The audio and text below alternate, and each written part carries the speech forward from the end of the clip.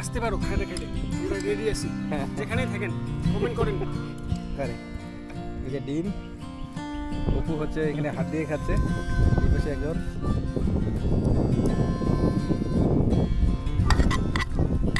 ঘুরতে হয় অভাব থাকলেই, টাকা হইলে আর ঘোরা হয় না। যখন পকেটে টাকা নেই, বাসে করে চলে যেতে হয় বন্ধুদের সাথে যে কোনো জায়গায়। যখন পকেটে টাকা থাকে তখন মাথায় চিন্তা আসে, টাকা আসলে রোগ আসে, টাকা আসলে ভয় আসে, টাকা আসলে সম্পর্কের ফাটল ধরে। তাই অভাব থাকতেই ঘুরতে হয়।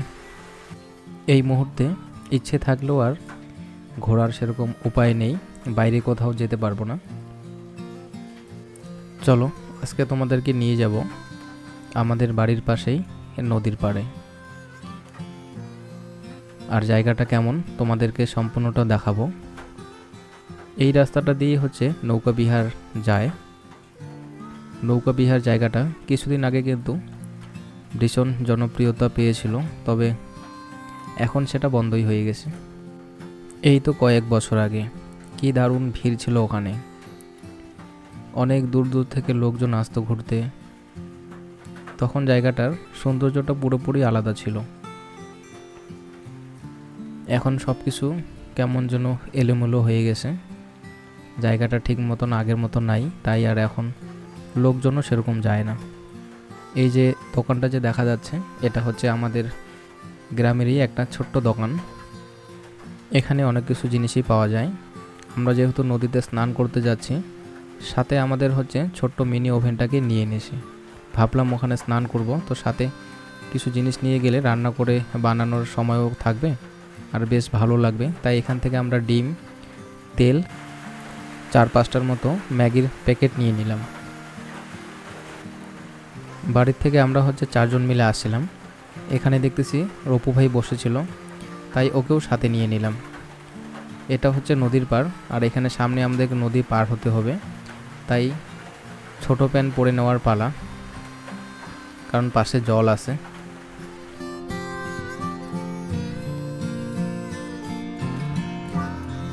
গরম থেকে হালকা রেহাই পাওয়ার জন্য নদীর পাড়ে আসলাম চান করতে। যে সাথে নিয়ে আসছি ঠান্ডার বোতল, সাথে ডিম, দেখা যাক ওইখানে গিয়ে কোনো কিছু যদি বানানো যায়। সাথে আর ওইখানে 2-3 জন আছে, ওই যে সাথে আসতেছে ওই পাশে, আর 2 জন হচ্ছে জল নিয়ে আসতে গেল। আমরা কথা বলতে বলতে জল আনার ব্যাপারটাই ভুলে গেছিলাম।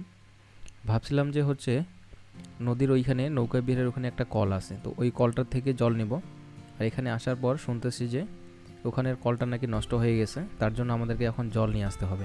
রৌদ্র প্রচণ্ড তাপ।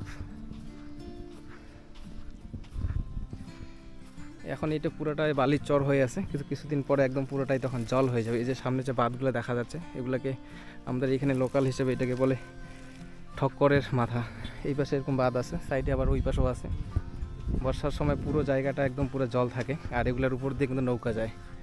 এখন হয়ে আছে বালি, তখন হয়ে যাবে জল, আর নৌকা এগুলোর উপর দিয়ে যায়। আর ওই যে দূরে দেখা যাচ্ছে জায়গাটা, ওইটা হচ্ছে নৌকা বিহার।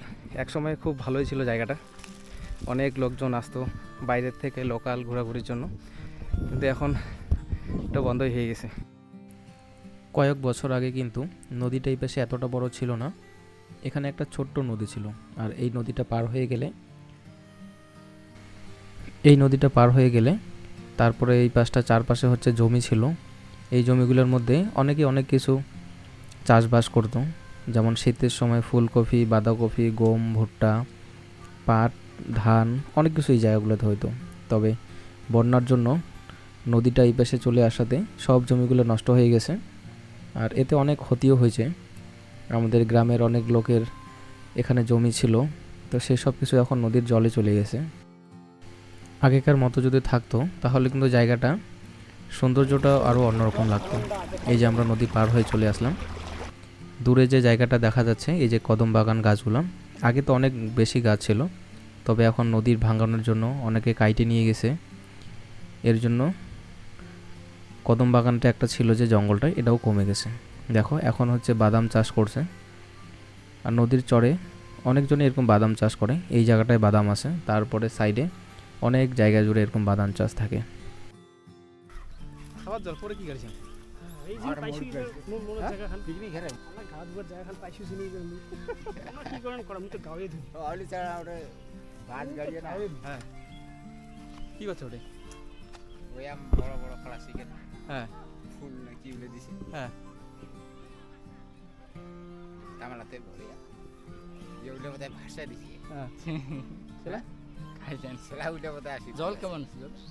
খেলাটা দেখিনি তাতে জল কেমন? জল নাই পিকনিক খাবো তাই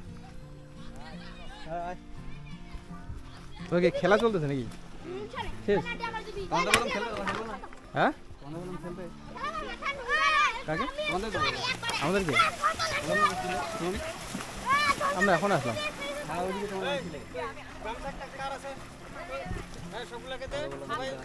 এখানে এসে দেখতেছি ছোট ছোট অনেক ভাইগুলা স্নান করতেছিল। এরা নদীর মধ্যে বাঁশ আরও কী নিয়ে নামছিল, কী যেন একটা খেলা খেলতেছিল। আর এই খেলাটার আয়োজন করছিল হচ্ছে শ্রীবাস ভাই। এই জায়গাটার নাম হচ্ছে নৌকা বিহার। এখানে আগে আর আমাদের অনেক স্মৃতি জড়িয়ে আছে। ছোটোবেলায় আগে এই জায়গাটায় গরু ছাগল নিয়ে আসতাম, সেই সকালের দিকে গরু নিয়ে আসতাম। গরুকে ছাইড়ে দেওয়ার পর এই জায়গাগুলোতে অনেক কিছু খেলা খেলতাম। আগে বেশিরভাগ লোকেরই আমাদের এই পাশের গরু ছিল, তো সেই গরুগুলোকে চড়ানোর জন্য আমরা এই নদীর পাড়েই আসতাম। এই জায়গাগুলোর মধ্যে গরু চড়াতাম আর সাইডের জায়গাগুলোতে খেলাধুলা করতাম। সেই সব কথাগুলো এখন মনে পড়ে, সব স্মৃতি হয়ে আছে।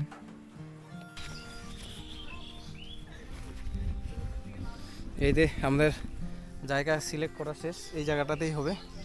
আর স্নান করার জন্য এই যে সাথে হচ্ছে বড় সুইমিং পুল এই সাইডটা। আমরা এখানে স্নান করতে করতে ভাবছিলাম যে রান্না করব, আর যেই সব সামগ্রীগুলো নিয়ে আসছি ওখানে এমন হাওয়া ছাড়ছে যে ওভেনটার ওখানে জ্বলতেইছে না, খুব জোরে হাওয়া আসছে। এতক্ষণ তো রোদ্রের মধ্যে বাইরে থাকাই যাচ্ছিল না, আর নদীর পাড়ে এখানে যখন আসলাম এত সুন্দর যে হাওয়া বইছে না, 5 মিনিটের মধ্যেই আমাদের সবার হচ্ছে ঠান্ডা লাগে যাওয়ার মতন অবস্থা। এখানে ওভেনটা জ্বলছে না দেখে আমরা ওটাকে এই ঘরটার মধ্যে ভিতরে নিয়ে আসলাম, আর জিনিসগুলো সব আস্তে আস্তে এখানে নিয়ে আসতেছি। তার মধ্যে থেকে আমাদের একটা কাণ্ড হয়েই গেছে।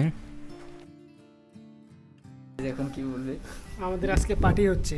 আচ্ছা, কি পার্টি? এখানে জলদাগা নদীর কি বলে এটা নৌকা বিহারের পাশে সব ছেলেগুলো মিলে গ্রুপ বানায় আসছি আজকে ফুল মাস্তি। আচ্ছা আচ্ছা, আইটেম কি কি আছে? আইটেম আছে আমাদের নতুন রেসিপি ছেলেদের, মনে করো ম্যাগি, আর আর হচ্ছে স্প্রাইট পার্টি করলাম। এরপরে নতুন রেসিপি হচ্ছে বাকি আমাদের কিছু আনা ভুলে গেছি, ভাই আনতে গেছে। আচ্ছা আচ্ছা, কি ভুলে গেছে? একেই বলে কি ভুলে গেছে? লবণ। লবণ। আসল জিনিসটাই ভুলে গেছে, যেটাতে আমাদের আইটেম হচ্ছে। আর আমাদের আমরা হচ্ছে এমন তাড়াহুড়া করে আসছি, ব্যাগের মধ্যে কী কী ছিল সেটাও ভালো মতো করে খেয়াল করিনি। আর এখানে আইসে ওভেন জ্বালানোর পর সব কিছু জিনিস দিয়ে দেওয়ার পরে তখন দেখতেছি যে আমরা মেন জিনিসটাই নিয়ে আসে নেই, লবণটাকেই ছাইড়ে আসছি। তারপরে আবার হচ্ছে কি হইলো কাণ্ড, আমাদের যে অপু ভাই ছিল এখানে আশেপাশে যারা বাদাম ক্ষেতের মধ্যে যে কাজ করতেছিল, আমি বলে দিলাম যে হয়তো ওরা যেমন খাওয়া নিয়ে আসে তো ওদের কাছে লবণ থাকে, তাই ওকে পাঠালাম লবণ নিয়ে আসার জন্য, তাই ও লবণ আনতে গেছে। অনেকক্ষণ লবণ পার্টি এসে গেছে আমাদের। এখন আমাদের রান্না চালু হবে। মানে এই যে কারণ তুমি ম্যানেজ করতে পারা যায় না। এই পাশে বাড়ি আছে, এই যে লবণ নিয়ে আসছে।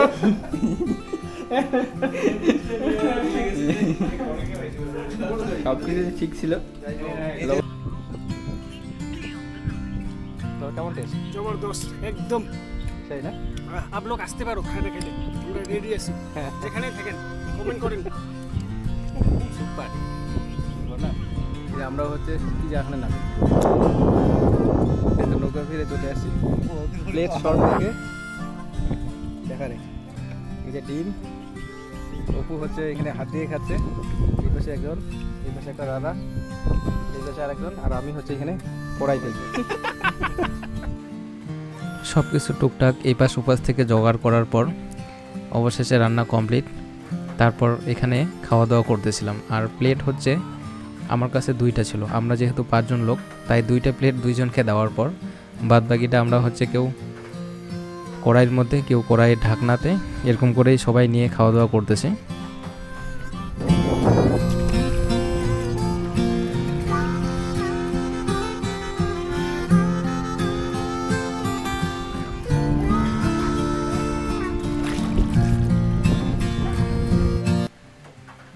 এরপরে সবাই মিলে আমরা নদীতে নামিয়ে পড়ছি স্নান করার জন্য। অনেক দিন পর আবারও এরকম করে নদীতে স্নান করতে আসলাম। সেই প্রায় বছরখানেক আগে আমি সামসিংয়ের মধ্যে ওখানে গেছিলাম স্নান করার জন্য। তখন হচ্ছে একজন আমাদের গ্রুপেরই একজনের বার্থডে ছিল, সেই উপলক্ষে ওখানে গেছিলাম। তো সেই নদীতে প্রথম বলতে কি বছরখানেক আগে সেই স্নান করেছিলাম। তারপরে আজকে আবার হচ্ছে ফার্স্ট এতদিন পর স্নান করতেছি। আগে কিন্তু প্রায় প্রতিদিনই স্নান করতাম, তবে এখন আর সেরকম হয় না। আস্তে আস্তে যত দিন যাচ্ছে ততই বিভিন্ন জন আমরা বিভিন্নভাবে আর কি পরিবারের চাপে হোক, সংসারের চাপে হোক, সব কিছুতেই আর কি ব্যস্ত হয়ে পড়তেছি। আর আমরা ছেলে মানুষ, এখন সেটা আমাদেরকেই হতেই হবে। পরিবারের দায়িত্ব এখন আমাদের কাঁধে আস্তে আস্তে নিতেই হবে। তাই আর আগের এই সব কিছু করা হবে না। তার মধ্যেও যতটা পারি চেষ্টা করব, যখনই সময় পাবো এরকম করে বন্ধুদের সাথে সময় কাটানোর চেষ্টা করব।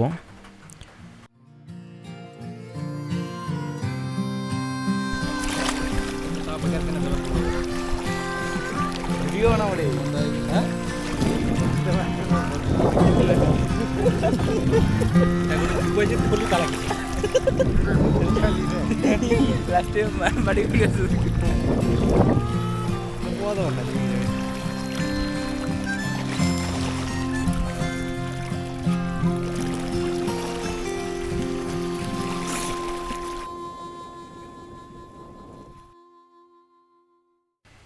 ঘন্টা 2 সময় এরকম প্রকৃতির সাথে কাটালাম। এরপর এখন আবার আমাদেরকে ঘরে ফেরার পালা। মনে তো হচ্ছে সারা দিনটাই থাকি এরকম করে, কিন্তু কি করব, উপায় নেই, সেরকমটা আর এখন সময় নেই। স্নান করে এত সুন্দর প্রকৃতির মাঝখান দিয়ে বাড়ি যাচ্ছি।